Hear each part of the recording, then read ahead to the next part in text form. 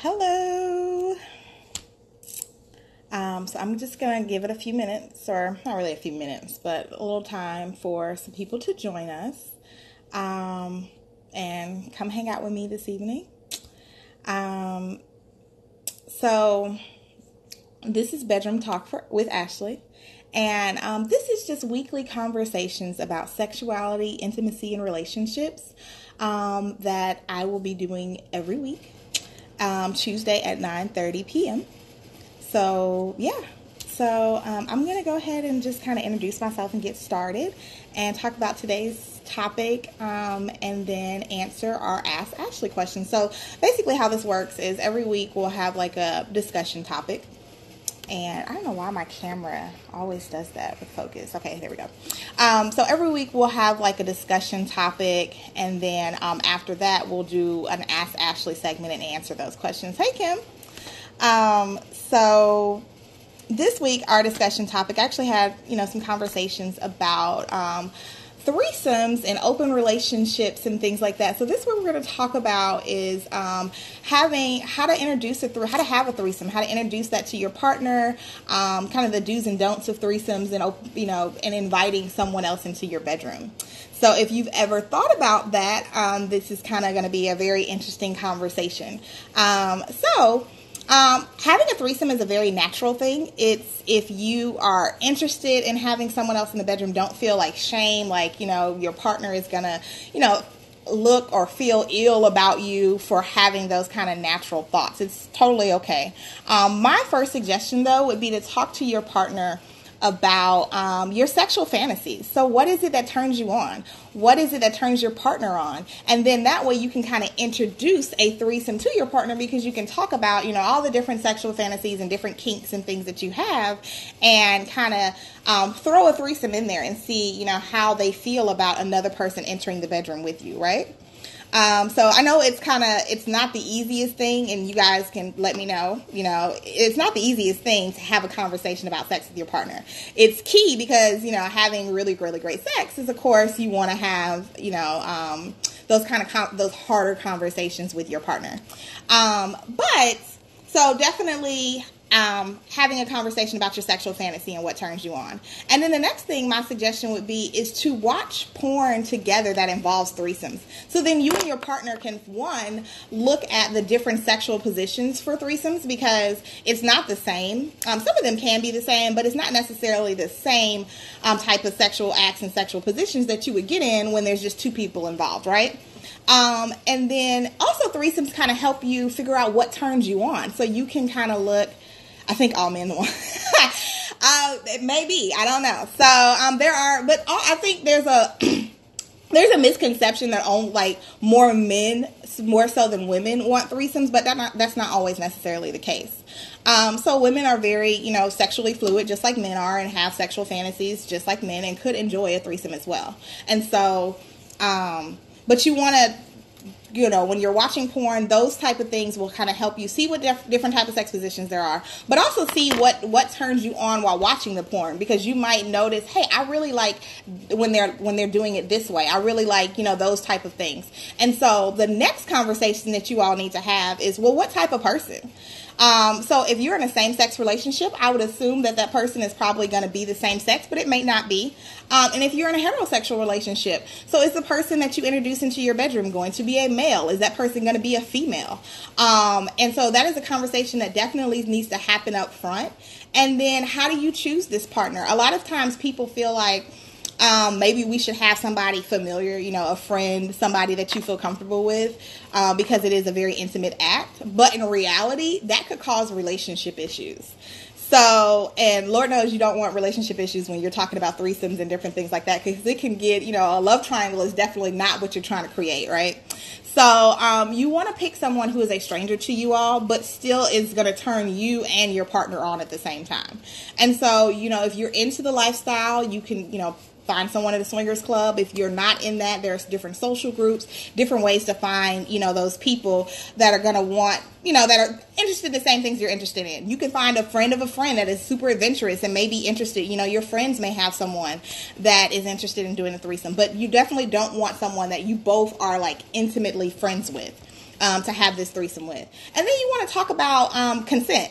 So making sure that person is understanding what this is, right? And so that you all are on the same page, and then you, when you get to that point, you bring up like boundaries, right? So boundaries is a huge thing when having a threesome, because that kind of sets the rules, right? So people's feelings don't get hurt. People don't come in with preconceived notions, different things like that. So that whether or not you're going to use condoms, so that would be a boundary. Are there certain sexual acts that are going to be off limits? That would be a boundary. Like, for example, would you not prefer it if your partner kisses the other person on the mouth, or performs oral sex on that person? Like, you have to figure out what your boundaries, what your certain sexual acts are going to be that are just kind of off limits, whether or not you all are going to enter sexual toys and other types of kinks into this threesome. So those are all different types of things that you want to think about when creating those boundaries. But you also want to make sure that you include the pleasure of the other person, right? Because you have a person that's entering your bedroom. You want to make sure that not only you and your partner are feeling pleasure, but that person is getting something out of this as well. So it's a pleasurable experience for the three people involved. And then you want to make sure you pick the person together. So it's not like your partner has full reign on the person and you're just like, no.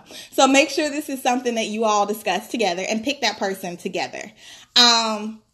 And so then once you've kind of figured all that stuff out and you're ready to have your threesome, the last thing you want to think about is, how will this affect our relationship? So is this a thing where, your partner wants to do this once a week?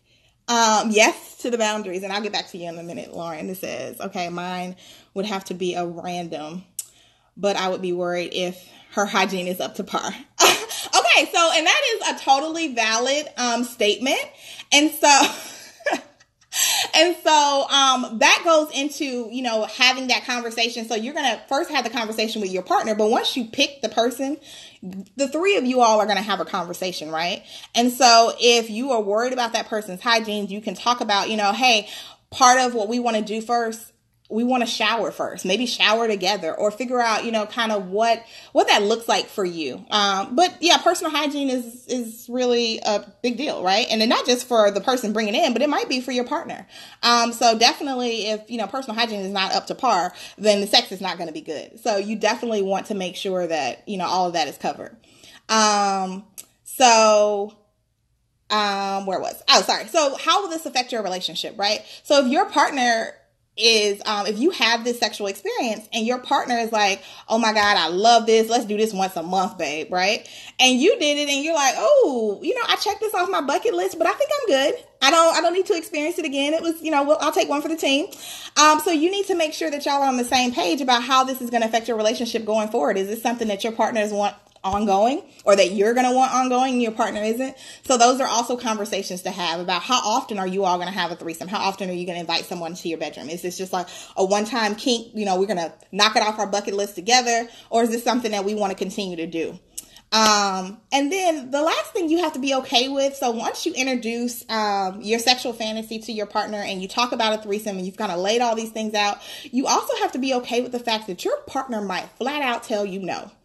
Like, no, sis, you tried it. I'm not interested. I'm good. And if they do that, that's okay, because a threesome is not for everybody. Some people are not open to that. They may later get to a point where they are open. They can get to a point where they want a threesome, but maybe it's just not for them right now. Where are you in your relationship? Have you been dating for 2 weeks? For 2 years? Are you married? Are you engaged? Like, where? So all of those things kind of come into play when thinking about whether or not your partner is going to say yes or no to this threesome. I know the perfect couple to add to this discussion. Oh yes, I've actually watched a couple of their videos. That is kind of, does anybody have anything to add or any questions, kind of things that I didn't cover that you kind of want to know about threesomes? If not, we are actually going to move on to what is going to be my favorite part of the evening, which is like the Ask Ashley. So last week I asked people to send me some questions that I can answer basically on the sexuality, sex questions, intimacy, relationship type questions. And I got some really good ones and I'm super excited about these questions tonight. So the first question, because I'm a nerd and I work in sexual health, this question just really touched my heart. But it was, is it possible to have a healthy sexual experience with a partner who has an STD? And so I really love this question because I hear so many times, ooh, that person is dirty, that person is nasty, I would never have sex with that person. Well, a lot of STDs you can get rid of, right? And so depending on the STD, actually, it is possible to have a healthy sexual relationship with any STD, but depending on what the STD is, that's kind of how you would go about the situation. So if that person has chlamydia, gonorrhea, syphilis, any other bacterial infections, trichomonas, different, bacterial vaginosis, things like that, right? You want to make sure your partner is tested and treated. You want to make sure you're also tested and treated. And then you want to proceed. At that point, there's a different set amount of days after treatment for each one that you have to wait before having sex again. But it's on average about 2 weeks. So you want to wait the allotted amount of time, talk with your healthcare provider. They'll let you know when it is safe to have sex again. And then you're free to have sex as you will. Those are bacterial infections. You get treatment for it. You're all great, right? So the more lasting infections are viral infections. So we're talking about herpes and we're talking about HIV.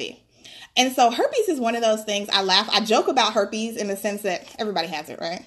So, herpes is one of those things, if your person is having a flare-up, then of course you don't want to be having sex while that person is having a flare-up. But if they're not having a flare-up, using condoms, it is skin to skin. If they're on medications and not having a flare-up, it is, pretty much safe to have sex. Herpes is, honestly, it's one of those things, like 2/3 of the population has herpes. So it's really hard. You could never probably say that you haven't had sex with someone who has some type of form of herpes.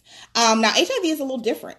So HIV, if your partner is living with HIV, you want to make sure that person is in care and taking medication and that they have a viral load that is less than 20. When they do that, then you're safe to have sex without condoms because their rate of transmission is virtually impossible to transmit it to you. But with that, I still feel like safety precautions need to be in place. So I personally still feel like that if you have that kind of relationship with your partner where you trust them and they're taking their medications, they're viral, they're healthy, things like that, then go right ahead. But I still kind of err on the side of caution with using condoms, right? Or there's also something called PrEP, which is a pill, HIV medication that you can take every day to protect yourself from becoming infected with HIV, which is really recommended only for people who have partners who are living with, not necessarily, let me rephrase that. It is recommended for other things as well, but definitely if you are having sex with a person that if you have a partner who is HIV positive. So it's also recommended for other things as well, but definitely if you have a partner who is HIV positive. So I really love that question, just because I work in the area of STDs daily. But the next question, which I really liked as well, was how do you feel if your partner tells you that they do not perform oral sex, i.e. DJ Khaled? So this is it depends on your relationship. There are some people who do not perform oral sex, right? There are some people who don't like it, don't want it, they don't want to receive it, they don't want to give it, they don't ever have oral sex, and that's totally fine. There's some people who love it. Personally, it's a requirement. But for some people it's not. And so I will tell you that oral sex is really popular, especially for females because of the clitoral stimulation, because our clitoral orgasm is like the holy grail of an orgasm for a woman. The clitoris is literally the only organ in your body who is specifically just designed for sex. Nothing else in your body is designed specifically for sex except the clitoris. So, she's the holy grail of an orgasm. And she's got the average woman has somewhere between 5,000 and 9,000 nerve endings in her clitoris, right? That's double the amount on the head of the penis. So we're talking, a heavy hitter with the clitoris.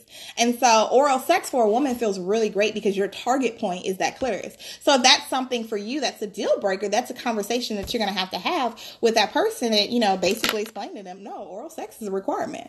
And if it's not a requirement, if you're not into it, and that's okay, if that's not something you're interested in, you can also, then it's not a problem for you. If you feel like, oh, I have to get mine first just in case he does, things like that. That is also part of your relationship where you want to have those conversations with your partner. So the last question that I have this evening is, what is the record for most orgasms in one night? if there is such a thing. So I actually looked this up because I thought this was really interesting. And so I didn't find for one night, but I did find the record for most orgasms in 1 hour. And a woman has the record for most orgasms, 134 orgasms in 1 hour. And the record for men is one man had 16 orgasms in 1 hour. So I was like, oh, so that kind of helped me to, I guess, segue to next week's topic. So next week, we're going to talk about how it's possible for a woman to have, we're going to talk about arousal and how that works, and how it's possible for a woman to have 134 orgasms in 1 hour, and men to really only have, you know, the record for men is 16. That's a huge difference, right? And so why that is. So if there's nothing else, if you guys have any questions, I thank you all for joining me tonight. The one, can we talk about oral sex? I heard a man's tongue does not belong in the vagina.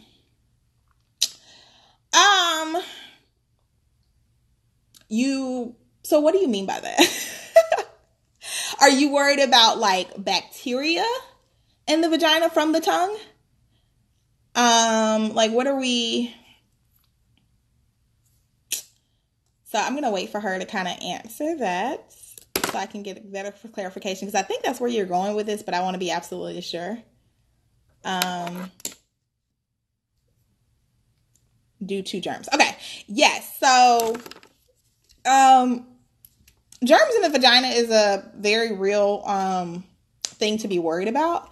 But as far as the germs that are, on the tongue from oral sex. So first of all, he's not going to actually, if you think about the way the vagina is made in oral sex, like if you think about like vaginal sex, right? So a penis actually will go into the vagina, lengthwise. The tongue, a lot of times you may play around the vagina. You may even insert a little bit, but you're not like actually tonguing back, taking the tongue in and out the vagina. It's more so around, maybe a little bit inside, but not the way you would a penis. And then the vagina is also self-cleansing. I mean, if you want that person to brush their teeth first, I was told that they can explore the clitoris, but it does not belong inside the vagina. Right. So when oral sex, most of the time when you're having oral sex, that is the part, and I think people use the word vagina and vulva interchangeably, and they're not the same thing, right? And so a lot of times when we say vagina, we mean vulva, which is your whole entire lady bits. And I actually think I have, I do, look at her. So this is my vulva. So this is a vulva, and a lot of people will say this is a vagina. No, this is a vulva. So your vagina is actually the hole right here. So, yes, when you're having oral sex, because of bacteria and things like that, well, even just because of the way the oral sex happens, the tongue doesn't actually, penetrate into the vagina like the penis would. So you're not getting the same type of bacteria you would if you were, the way you're thinking about it, right? Because that's not kind of but even just putting the tongue a little bit on the outside of the vagina, I really don't feel like that's going to do much damage. The type of bacteria unless your partner has some type of STD in their mouth. So if they have gonorrhea in the throat, they've had a syphilis lesion, if they have, things like that, of course not. But just everyday, stank breath, that type of bacteria, that's not really going to do. The vagina is self-cleansing, so she will be okay, in that sense. But again, you're not really sticking the entire, no, and we talked about that last week. So this says, and spit. I don't want no man spitting in my vagina. It's savage. It is quite savage. Yes. So we talked about that last week too. So, no, you don't want to be spitting in the vagina, because that's adding a whole different atmosphere, because you're spitting and then that liquid is going into the vagina versus just what's the outside remnants of what's on your tongue. So definitely do not spit in anybody's vagina. Don't spit in their anus. Just don't spit during sex. It's not sexy. So the reason I brought up the thing about the record for orgasms is because that's going to segue into what we're going to talk about next week, as far as arousals are concerned. So does anybody else have any other questions before we kind of close out? I really enjoyed tonight. This is a lot of fun. So I will definitely be doing this every week. We're going to just come on and have a discussion about sexuality and sexual health and intimacy, relationships, the whole 9 yards, right? And this is definitely a safe place. If you have questions, you can, direct message me those questions. You can also email me. So if you have questions for the show that you want me to answer next week, you can email me at thebedroombell@gmail.com or direct message me. So if nothing else, I thank you all for joining me, and I can't wait to do this again with you next week.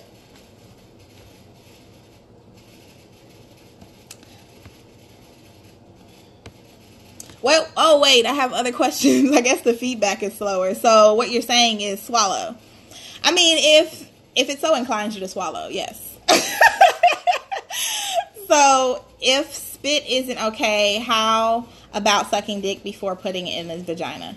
So I guess the difference would be the amount of saliva, right? So if you're having oral sex and then you're inserting it into the vagina, the amount of saliva, the remnants of saliva that is on that penis before entering in the vagina is not the same as if somebody was like, so when you think about like porn, or even if you've had sex and your partner spit on his hand to add lubricant, that is a lot of spit, right? So that is very different from the remains of saliva that is on the on the penis before inserting into the vagina. So again, it's really just about personal cleanliness. So I really don't think there's a problem with, having oral sex first and then going into the vagina, especially if neither one of those persons has any type of, outbreaks or lesions or anything on their mouth and vagina penis areas. But as far as like spit, the amount of spit that it takes to lubricate a vagina or penis is a lot of spit and bacteria versus like just having that spit on the vagina or, not on the vagina, but having like, sucking a penis and then that being the remnants, that's what's left over, and then inserting that into the vagina. It's a little different. It's not the same amount of saliva. It's not the same amount of bacteria that's going to be left behind, different things like that. So I think it's totally fine to have oral sex and then, put it into the vagina as long as you don't have all the other stuff going on. And then if you're using condoms though, then you wouldn't have that problem because you're going to be having oral sex and then you're going to use a condom before you insert it into the vagina. So it really just depends on what you're doing. So yeah, so these are some really great questions. I'm super excited. Hey guys. So obviously there's a lag, so let me give it a couple of seconds before I sign off again because I feel like I was signing off as you guys were writing questions. So yeah, again, I really enjoyed you guys. I hope you join me next week where we will be talking about arousal. And so what we will be talking about more intimately is the stages of arousal for a woman, the stages of arousal for men, that lax stage, and how it's possible to have multiple orgasms in one session for women and for men, and how that works. So should you have oral sex with a condom? If you're worried about STDs, then yes. Yes, I'm always going to advocate safe sex or safer sex. And safer sex is definitely using a condom. There are flavored condoms. I don't recommend those. I actually recommend using, a plain latex condom and then oral lube. But there's also something called dental dam that you can use. These are just things that are safer for you if you're concerned about STDs. And to be truthfully honest, oral sex and condoms is not the most comfortable thing, right? So if you're worried about STDs, then I would definitely say use a condom during oral sex. If you're not worried about STDs, then you don't necessarily have to use a condom during oral sex. So if this is a new partner for you, or if you haven't, had those type of conversations yet, then yes, you might want to use a condom during oral sex.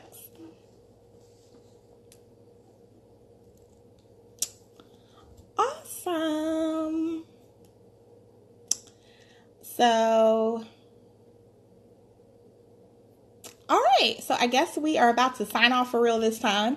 So thanks everybody for joining once again. I really had a great time and I can't wait to see everybody next week. Same time, Tuesday at 9:30 p.m. Eastern time. I hope you all have a great week.